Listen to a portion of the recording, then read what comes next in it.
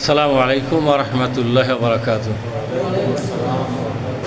أعوذ بالله من الشيطان الرجيم. بسم الله الرحمن الرحيم. يا أيها الذين آمنوا اذكروا الله ذكرا كثيرا وسبحوه بكرة وأصيلا هو الذي يصلي عليكم وملائكته ليخرجكم من الظلمات إلى النور وكان بالمؤمنين رحيما. আমরা সকলে বলি আলহামদুলিল্লাহ। বিশ্বনবীর প্রতি দুরূদ শরীফ পড়ি সাল্লাল্লাহু আলাইহি ওয়াসাল্লাম। সূরা আহজাব 41 থেকে 44 পর্যন্ত আয়াতগুলো পড়লাম। 4টি আয়াত, 33 নম্বর সূরা কোরআনে। কত নম্বর? এই সূরা থেকেই আমরা আলোচনা করব ইনশাআল্লাহ। আল্লাহ বলছেন, ইয়া আইয়ুহাল্লাযীনা আমানু যকুরুল্লাহা যিকরান কাসীরা। হে ঈমানদারগণ, তোমরা আল্লাহর জিকির করো। যিকরান কাসীরা, সবচাইতে বেশি।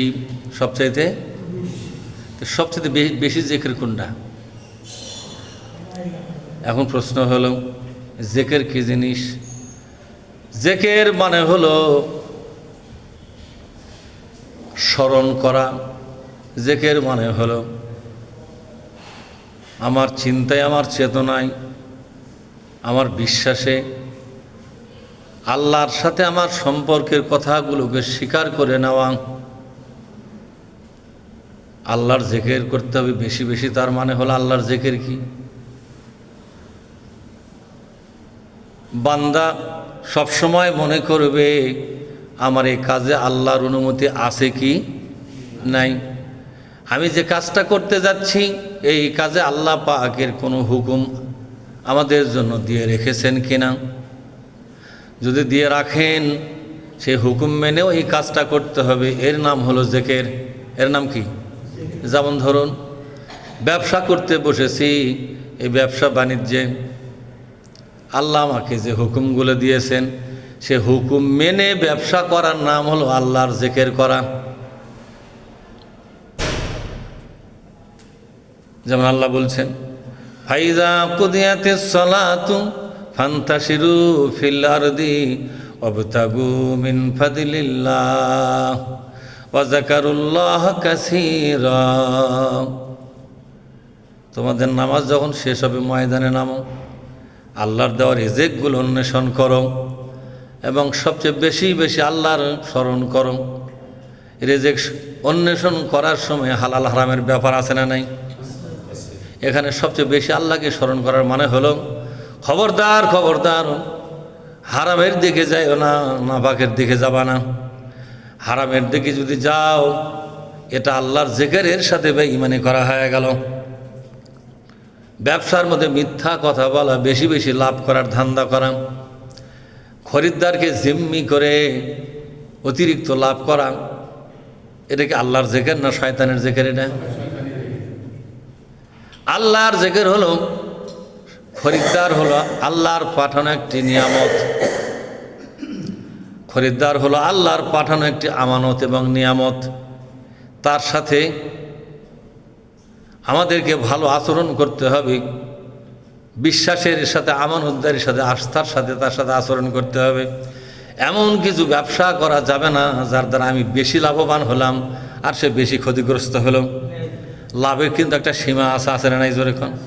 সুযোগ পাই আপনি দাঁড়া পিঠ সমান করে দিলেন, এর কি কাম হলো? 1200 টাকার জিনিস 3200 টাকা বেচাই সারা, এরকম আছে না নাই?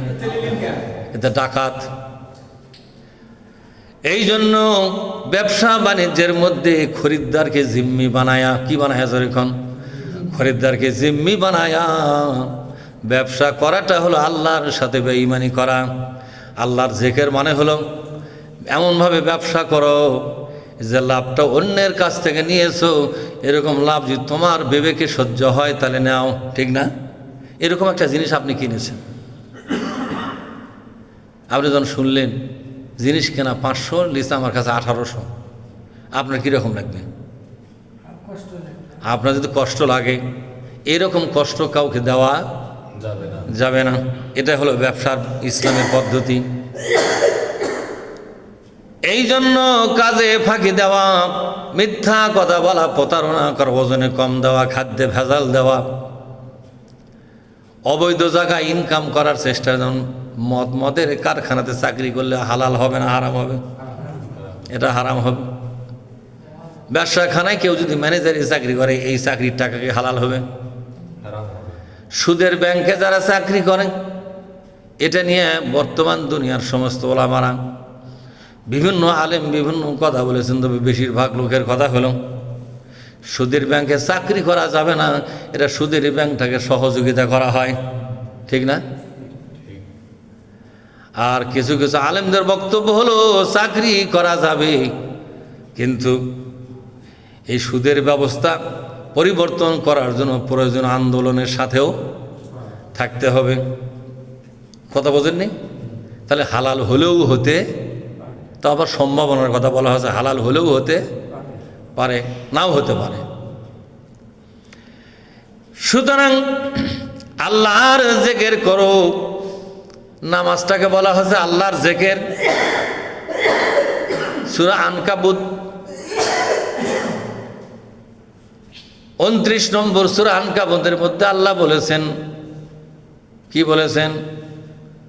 আকিমিস সালাহ, তোমরা নামাজ কায়েম করো। ইন্নাস সালাতা তানহা আনিল ফাহশাই ওয়াল মুনকার, নিশ্চয় নামাজ তোমাদের মধ্যে বাধার সৃষ্টি করবে অন্যায় অশ্লীলতার, ঠিক না? ওয়ালা যিকরুল্লাহি আকবার, এই নামাজটাই হলো আকবরী জিকির, সবচেয়ে বড় জিকির কোনটা? নামাজ। মুখে মুখে নামাজ বাদ দিয়ে যে তাসবিহগুলো বলা হয়, এগুলো জিকির, কিন্তু এগুলো ছোট জিকির। এগুলো কি জিকির বোঝেন না আমার কথা? বিভিন্ন মাহফিলে বসে বসে সবাই মিলে বসে বসে জিকির করা হয়, এটা হলো ছোট জিকির। তাহলে বড় জিকির কোনটা? হ্যাঁ, বড় জিকির হলো নামাজ। হজটাকে বলা হচ্ছে জিকির, নামাজটাকে বলা হচ্ছে জিকির, আবার গোটা কোরআনটাকেও বলা হচ্ছে জিকির। গোটা কোরআনের নাম কি? জিকির। জিকির কয়েক রকমের আছে। আল্লাহর কোরআনটাও হলো জিকির। যতক্ষণ আপনি কোরআন শুনবেন, কোরআন বলবেন, ততক্ষণ আপনি জিকিরের মধ্যেই আছেন। বুঝেন না ওর কথা? আফজালুজ জিকিরে, সবচেয়ে বড় জিকির হলো লা ইলাহা ইল্লাল্লাহ। এটা বড় জিকির। কেন এটা বড় জিকির বলেন তো? এই কথার ভিতরে আল্লাহর সাথে বান্দার একটা অঙ্গীকার হয়ে যায়। কি হয়ে যায়? অঙ্গীকার। আমি অঙ্গীকার করতেছি যে, আমি শপথ করতেছি যে আল্লাহ ছাড়া আইনের মালিক হিসেবে কাউকে আমি মানি না। তাহলে লা ইলাহা ইল্লাল্লাহ, এটা একটা আরবি কথা, কিন্তু আর বাংলা কি বলেন তো? আমি শপথ করতেছি যে, এর মধ্যে শপথ আছে। কি আছে এর মধ্যে? আমি শপথ করতেছি যে আল্লাহ ছাড়া কাউকে আর জীবনে কোনোদিন আইনের মালিক বিশ্বাস করি না। আইনের মালিক মানে কাকে? আল্লাহকে। তাহলে এটা বড় জিকির হবে না? এর সবচেয়ে বড় জিকির। এই জিকির জুমার ঘরের মধ্যে করা যায়, কিন্তু ময়দানে করা কঠিন, যেহেতু আল্লাহ ছাড়া মানুষের আইন দেশে চলে। আর আপনি বলতেছেন আল্লাহ ছাড়া কারো আইন আমি মানি না। আপনার জেল হতে পারে কি পারে না? মানুষের আইনের পক্ষে যারা, তারা তো আপনাকে ছাড়বে না, ওরা আপনাকে জেল দিয়ে দিবে। দিবে কিনা জোরে কোন? এই জন্য আল্লাহ পাক বলছেন, ইমানদারেরা সবচেয়ে বেশি জিকির তোমাদেরকে করতে হবে। ইসলামে আন্দোলন করে, এটা একটা বড় জিকির। এটা একটা কি? বড় জিকির। ইসলামে আন্দোলন করা, এটা বড় জিকির। নামাজ পড়া বড় জিকির। যে কোনো ইবাদত করা, এগুলো কি জিকির জোরে কোন? সব বড় জিকির। এর মধ্যে সবচেয়ে বড় জিকির হচ্ছে নামাজ। সবচেয়ে বড় জিকির কি বলেন? আল্লাহ নিজেই বলছেন ওয়ালা জিকুরুল্লাহি আকবার, বলেন ওয়ালা জিকুরুল্লাহি আকবার। নামাজই হচ্ছে সবচেয়ে বড় জিকির। এ কোন নামাজ? শুধু ফরজ নামাজ? হ্যাঁ, সব নামাজ, যে কোনো নামাজ। এখানে বিশেষ করে যে নামাজটা কায়েম করতে হবে সেটা হলো ফরজ নামাজ। ফরজ নামাজ হলো সবচেয়ে বড় জিকির। এজন্য জিকির করার জন্য আপনাকে এক দেশ থেকে আরেক দেশে যাওয়া লাগবে না। আপনার বড় জিকির করার জায়গা তো এলাকায় আছে, জুমার ঘর আছে না, সেখানে বড় জিকির হয় না? এই যে আসরের নামাজ আমরা পড়লাম, বড় জিকির করলাম কিনা? মাগরিব পড়ব আর বড় জিকির হচ্ছে। জুমার নামাজ পড়লাম, বড় জিকির করলাম।